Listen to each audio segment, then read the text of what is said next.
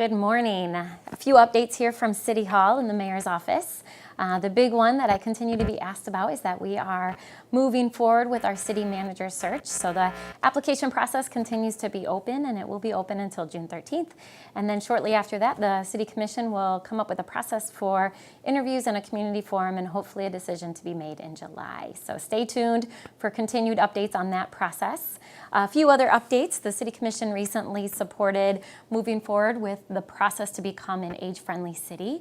So what that means is it's a commitment to working through an evaluation and assessment process to identify our strengths and our areas for improvement in a number of domains, 8 different domains that we know are critical to making sure that we're a city where people can age in place and have a great quality of life as they enter into the later stages of life.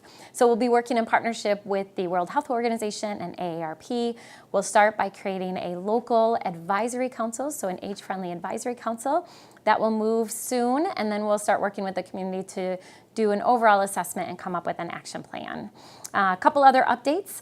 This morning I came from a press conference where we were given a certificate and designation by the Michigan Economic Development Corporation as a Redevelopment Ready Community. Now, what does that mean? That means that the city and our Economic Development Department went through a process to, again, evaluate and assess where we are today and where we want to be in order to make sure that we're a city that continues to attract business. We presented all of that information to MEDC, and they certified that we are a redevelopment ready community. So that's a huge, really a huge designation, but also something that we should be proud of. So we celebrated that this morning, and we're glad to see that move forward. Another update is we are in the throes of our city budget. So we've had a number of budget sessions. We have another one tomorrow. We'll continue having weekly budget sessions.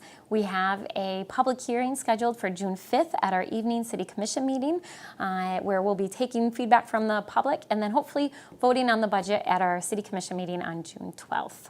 A couple other things. I want to thank everyone who joined me last week as I was out and about in our city on my bike. So we had the Ride of Silence on Wednesday night where we paused to honor those who have been injured or killed on their bicycle. So that was a really solemn but beautiful ride. And then Friday morning I was up bright and early for Bike to Work Day, and I had a whole group of folks join me for that. So I just want to say thank you.